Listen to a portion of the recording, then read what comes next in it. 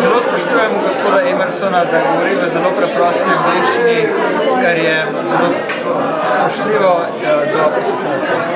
In hvala za zanimivo predavanje, ki bo, verjamem, da razrešilo marsikateri problem in poenostavilo marsikateri bolj vroč pogovor. Spomnite se zakonske zahteve. It's going to happen to all of us. In to se bo zgodilo vsem nam. Sarah chased me around the house with my love and respect book one Sara time. me je enkrat podila po hiši z mojo knjigo Ljubezen in spoštovanje. As she was chasing me around, she said, In ko me je podila po hiši, je rekla, "What would you say to a husband who is treating his wife the way you're treating me right kaj now?" pa bi ti rekel možu, ki bi ravnal svojo ženo na tak način, kakor ti zdaj z mano? Life happens. Življenje se pač zgodi. Conflicts happen. Konflikti se zgodijo. Don't be afraid of that. Ne se tega bati. Seminar Ljubezen in spoštovanje je bil